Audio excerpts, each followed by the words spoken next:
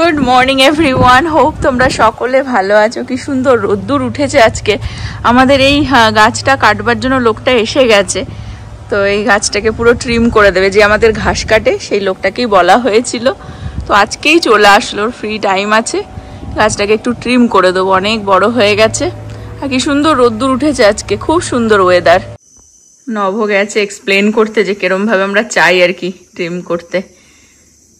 একটুখানি লাইট করে দেবো, বেসিক্যালি গাছের হেয়ার কাট হবে। আর গুড মর্নিং। আজকে এনার হচ্ছে আইসক্রিম ডেট আছে। ভাবা যায়? Ice cream date. কোথায় যাবি? কি সুন্দর দেখো, ঝটাঝট একদম ট্রিম করে দিল। ক্লিন লাগে না, নিজেরা করাটা খুবই হার্ড। আর একজনকে দেখো এখানে বসে বসে ও গাছের হেয়ার কাট হচ্ছে সেটা দেখছে।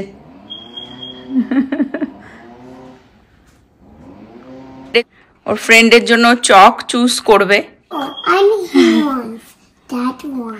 ওকে, এটা তোমার ফ্রেন্ডের জন্য চুজ করলে? ওকে, এবার তোমার জন্য চুজ করো। I know. I want the green one. ওকে,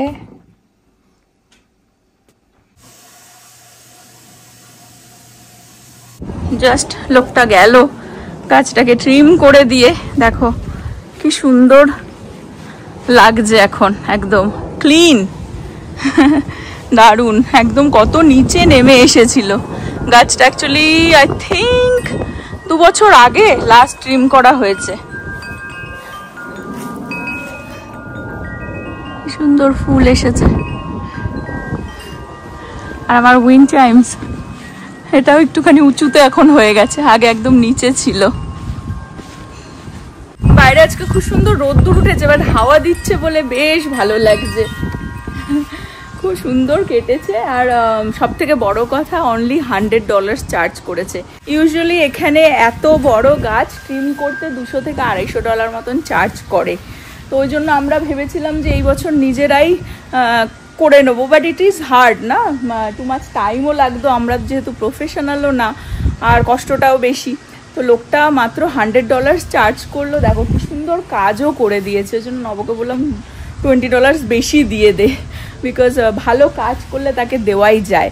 আর এখন আমি যাচ্ছি ছেলেকে নিয়ে তার আইসক্রিম ডেটে, তার ফ্রেন্ডের সাথে। স্কুল অ্যাকচুয়ালি আর একদিন বাকি, নেক্সট উইকে লাস্ট ডে, সামার ভ্যাকেশন পড়ে যাবে। তো ওই জন্য ভাবলাম ওদেরকে নিয়ে যাই, একটুখানি আইসক্রিম খাইয়ে আর কি, খেলিয়ে ঠেলিয়ে নিয়ে আসবো। রান্নার প্রিপারেশন করে রেখে যাচ্ছি, এসে আমাকে রান্নাও করতে হবে। স্যার কোথায় যাচ্ছ? দেখো রেডি হয়ে গেছে। Ice cream party. চলো তোমাকেও ফান করিয়ে নিয়ে আসি। ইয়া চলো। নব এখন অফিস, প্রীতি গেছে কলেজে, ওর পরীক্ষা আজকে। আমাদের বাড়িতে ট্রিম করে এখন ওই পাশের বাড়িতে গেছে, ওদেরও গাছটা ট্রিম করে দিচ্ছে। দুজনে বসে গেছে আইসক্রিম খেতে। দেখো ভালো লাগছে আইসক্রিম? ভালো লাগছে? হ্যাঁ,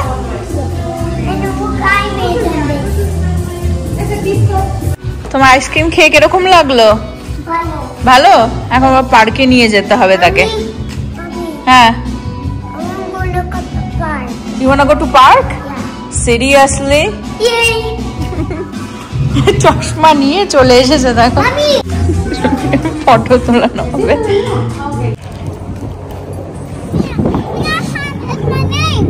Yes. Katie and Ahan.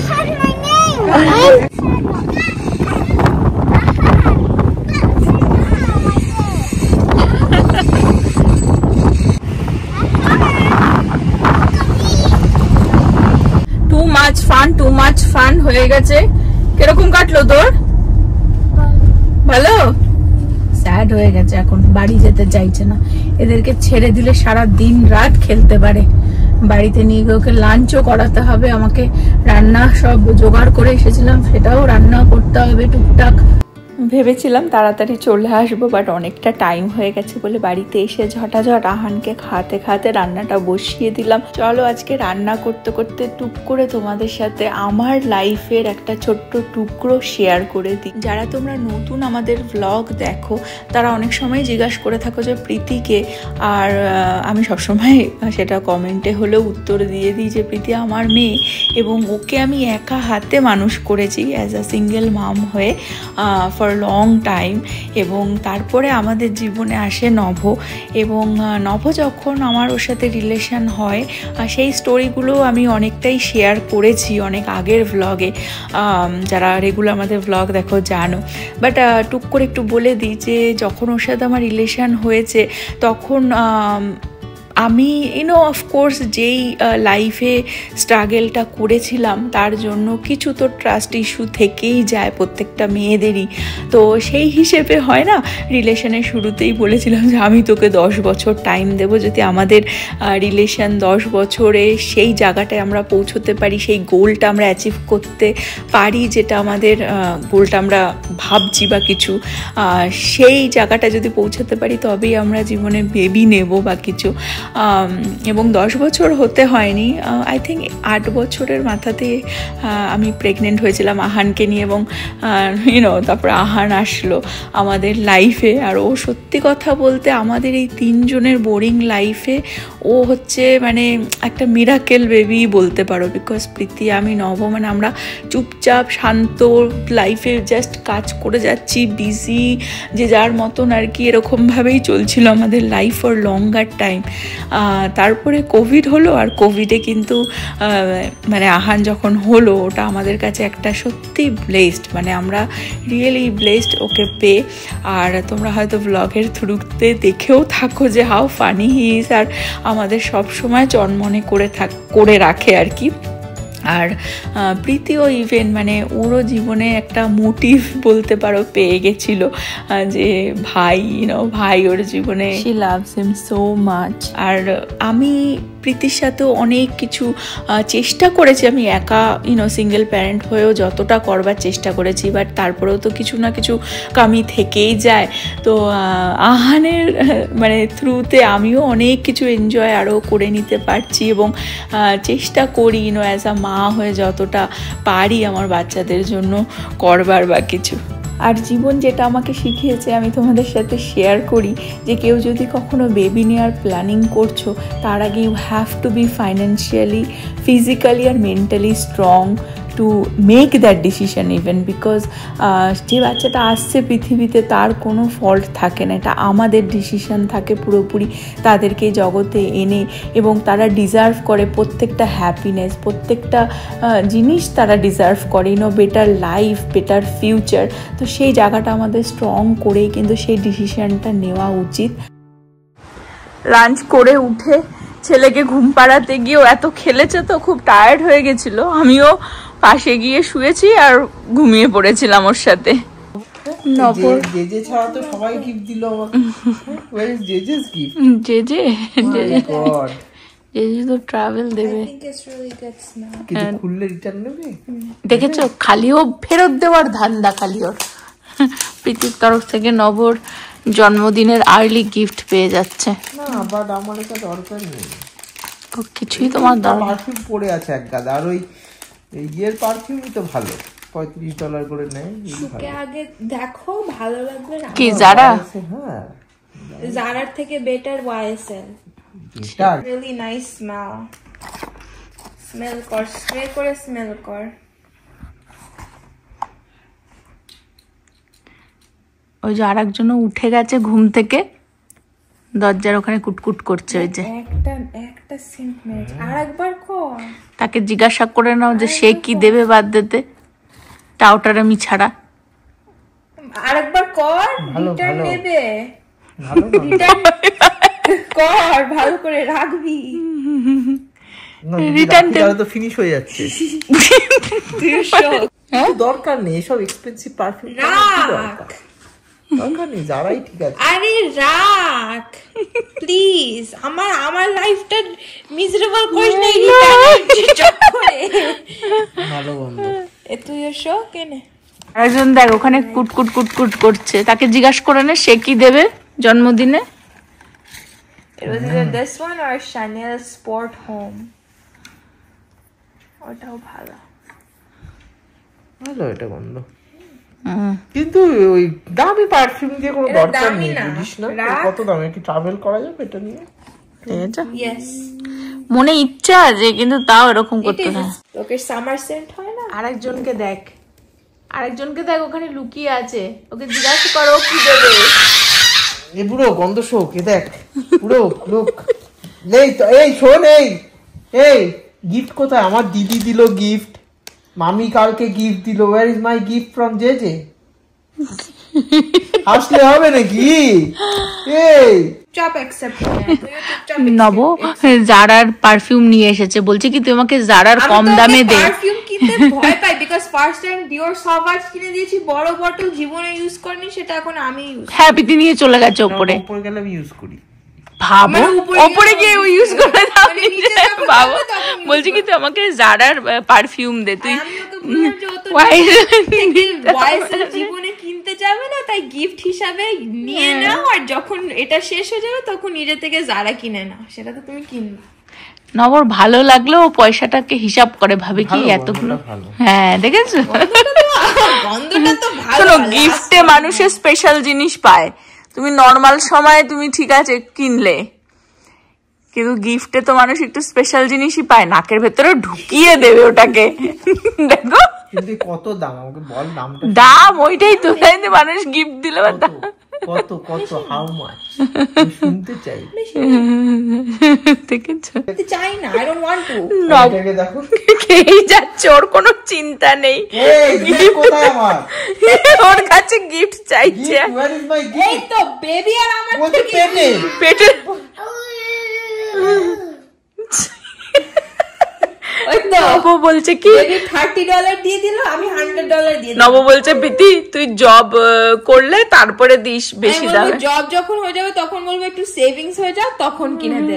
যখন সেভিংস হয়ে যাবে, তখন বুড়ো হয়ে যাবে, তখন কিছু পড়বে না, তখন বাইরেও যাবে না, তখন বলবো বুড়ো হয়ে গেছি, আমার আর কিছু লাগবে না, তখন আমি কি আর দেব। নব জিমেও পর্যন্ত যায় কিন্তু পারফিউম মেখে, ওর পারফিউমের শখ আছে। বললাম তোর বাচ্চা কত কাচ্চার পয়সা এত দাম দিয়ে গায়ে লাগে আমার। ওই দেখো এখন সার্চ করছে মানে কি এটা আমার থাকবে, হয়তো কালেকশন হয়ে থাকবে, পড়ে থাকবে। হ্যাঁ মাখতে বুক ফেটে যাবে। যেমন ভীতি দিয়েছিল স্যাভেজ। না, এটা তোকে পড়তেই হবে। আমি জিজ্ঞাসা করছি, আমি বললাম যে তোর কটা অ্যাকচুয়াল এক্সপেন্সিভ ব্র্যান্ডেড পারফিউম আছে, যে কটাই আছে সেটাই মা দিয়েছে। আর ও বললো যে গুচি। আছে তো, গুচি আছে। আমি বললাম ওটা কি তুই কিনেছিস? বলছে না, বলছে ওটা গিফট। তখন বলছে সেকেন্ড, বলছে ওই ডিওর সাভাজ আছে তো, দিয়েছে। Dior Sauvage সেটা আমার উপরে আমার বাথরুমে নিজে মাখেও না, মাখে না বলে না আমি বিকজ দিয়েছি। অত পয়সায় কিনেছে বলে ও রেখে দিয়েছে। নবটাকে স্প্রে করে না, বছরে একবার স্প্রে করে। আচ্ছা, ওই আমি প্রীতি এমনি ওই জন্য প্রীতি নিয়ে ওপরে বাথরুমে চলে গেছে। আর নব বলে আমি ওপরে অফিস করতে করতে যদি বাথরুম টাথরুম ইউজ করি তাহলে লাগাই নাকি। তাই বললাম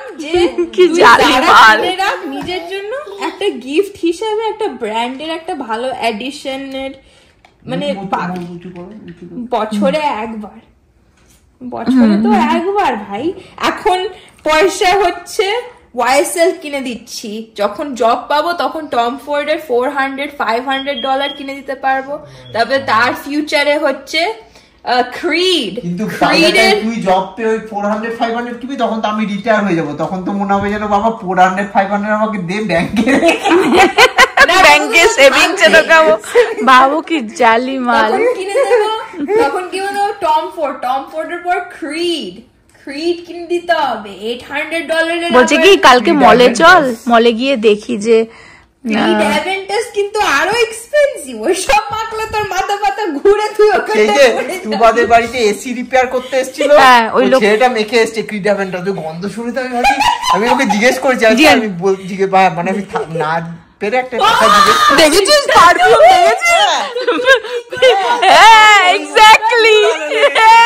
বলছি কি আমার মনে আছে হ্যাঁ হ্যাঁ। বলছে বলছে কত দাম, জিজ্ঞেস করছি কত দাম, দাম বলছে $450 এইটুকু। ওর বউ হচ্ছে ওকে অ্যানিভার্সারি গিফটে দিয়েছিল লোকটা। হ্যাঁ হ্যাঁ ঠিক আছে, তাহলে ভাব এসি মেকানিক আমি পড়ে এসেছি, ভাব তুই ইঞ্জিনিয়ার হয়ে তুই ওয়াইসেল অ্যাকসেপ্ট করতে পারছিস ভাই। নবর খুব পছন্দ পারফিউম, ঠিক আছে, কিন্তু মালটা ওই দামে। বলছে কি 2 মিনিট আগে বলছে আমি যদি ওয়াইসেল পরে যাই আমাকে কে সুকে বলতে পারবে যে ওয়াইসেল পরে যাচ্ছি। তাই এখন যে বললো যে আবার জারার এইটা নিয়ে এসেছে, বলছে কি বলছে এটা সিমিলার গন্ধ, পিথি তুই একটা জারারই কিছু একটা দিয়ে তোর স্ট্যাটাস লেভেল আপ করার জন্য, অ্যাট্রাক্ট করার জন্য এই সেন্টটা দিয়ে দিচ্ছি যাতে লোকে তোকে শুকে অ্যাট্রাক্ট হতে পারে। রিচ লোক ভাই লোকে সব মানে ওই ঘামের গন্ধ লোকানোর জন্য সবাই হয়তো আমার কাছে এসে মুখ লোকাবে, আমার গায়ে এসে একটু হাগি দেবে, একটু মানে দয়া করে করবে। নবো ফাদার্স ডে নিয়ে নে, তাহলে ফাদার্স ডে তে কিছু দেব না। Is that a good deal? লেওয়াটা অনেক ইয়েস। ওকে বাট লিসেন, তুই যদি আজকে এটা না নিস আমাকে কিন্তু ফাদার্স ডে তে তোকে আবার কিছু কিনতেই হবে, and that is gonna be expensive. So এটা নিয়ে নে, আমার ঠিক ভালো হয়ে যাবে। I don't have to buy you anything for Father's Day. যেটা করার সেটা করবেই, এখন ওটা পেয়েছে। বাট আমি ওকে বললাম যে ও যদি কালকে মলে গিয়ে জারাও শোকে ওর এটা ওটাই পছন্দ হবে। হ্যাঁ এরকম করে, বারবার এটা করে, ওই জন্য তো আমিও ওকে গিফট আগে দিয়ে দিয়েছি যে চেঞ্জ করা যা করার আগে থেকে করো। যাই হোক আমিও ওই দেখ আবার কি এই দেখ ওয়াইএসএল এর সাইডে তো কম দাম রে ভাই।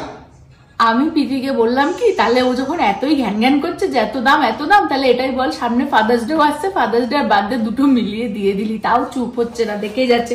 যাই হোক আমি একটা আমার বাথরুমে অ্যাকচুয়ালি এত পারফিউম এত টুকটাক জিনিস একদম ছড়ানো ছিটানো হয়ে গেছে, তার জন্য একটা স্টোরেজ এরকম কিনেছিলাম আমি, যেটা আর কি তোমার এখনো খোলা হয়নি, পড়েছিল। তো ভাবলাম যখন আজকে প্রীতি পারফিউমটা দিল, রাখবো কিনা জানি না, সেটা নবই বলতে পারবে, কিন্তু এটা আমি খুলে তোমাদের সাথে শেয়ার করি। আমি আসবো না, আমি আসবো না। আমার বাথরুমের এই কর্নারটা দেখিয়ে দিই, মানে দেখো মানে এতগুলো পারফিউম হয়ে গেছে প্লাস স্কিন কেয়ার এত কিছু হয়ে গেছে যে মানে এই এরকম একটা ট্রে ছিল তার মধ্যে রাখতাম খুব সুন্দর সাজিয়ে, কিন্তু এখন এত হয়ে গেছে আমার ছড়ানো আর কি। তো সেই জন্যই আমি এটা কিনেছি, তো তোমাদের সাথেও শেয়ার করে দিই আমি কি করে আমার এই জায়গাটা অ্যারেঞ্জ করি।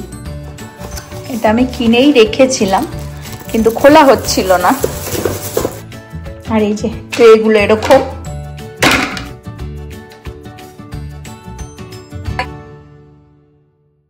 তিনটে লেয়ারে আর কি নিয়েছিলাম, কিন্তু এটাও মনে হয় কমই পড়বে আমাদের যা এখানে জিনিসপত্র রয়েছে।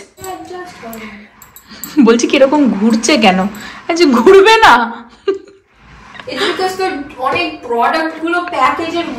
হ্যাঁ এটা ছড়ানো কত কিরকম লাগছে, কিন্তু এখানে দেখছি আমি ধরে কিনা। আমার ভাই দুটোই পারফিউম, এক হচ্ছে বাকি বডি স্প্রে, বাট এক হচ্ছে এই ফ্লাওয়ার বম আর হচ্ছে জাডোর। কেন তো শানেলটা বলে ওটা তো বেশি ভালো গন্ধ ও দিয়েছে। আমি দিয়েছি বলছো, ও দিয়েছে নাকি? আমাকে বলছো নিজে যেন পয়সা দিয়ে এইটা হচ্ছে রাইট, এটা হচ্ছে মানে শেষ হয়ে গেছিল আবার দিয়েছি তখনকার, তখন একটা শেষ হয়ে গেছিল, হ্যাঁ সেটা আগেরটা শেষ হয়ে গেছিল। তাহলে এটা 3 নম্বর 3 নম্বর ফ্লাওয়ার বম। তুমি ফ্লাওয়ার বমই করে যাও, ফ্লাওয়ার দিয়ে বম মারবো। আর আমাদের ওয়াইসেল ওখানটায় হাবুডুবু খাচ্ছে, মানে পারফিউমেই সব ভরে গেল। অলরেডি খুব সুন্দর লাগছে, দেখো কি সুন্দর, কি সুন্দর অল্প একটু জায়গার মধ্যে ব্যাপারটা এসে গেল, ভালো লাগছে না? এই ক্রিস্টালটা দেখতে পাচ্ছ, এটা আমার একটা ফ্রেন্ড আমাকে মাদার্স ডে তে একবার গিফট করেছিল, এটা আমি এখানে রেখে দেবো। আর এই হচ্ছে ফাইনাল লুক। আর এই জুয়েলারি ট্রেটা আমার বোন আমাকে দিয়েছিল। কত জিনিস ছিল দেখো ছড়ানো, অ্যারেঞ্জ করে রাখলে জিনিসটা কত মানে জায়গাটাও দেখতে ভালো লাগে। খুব দারুণ কাজে আসলো জিনিসটা। এটা $20 নিয়েছে অ্যামাজনে। আর এইটাকে কিচেনে কোথাও কাজে লাগিয়ে দেবো। বাট আজকের ব্লগটা আমি এই পর্যন্ত রাখছি। হোপ সকলে ভালো থাকবে, সুস্থ থাকবে, হ্যাপি থাকবে। আবার আগামী ব্লগে দেখা হবে। Bye bye Bye, bye, bye, bye, bye.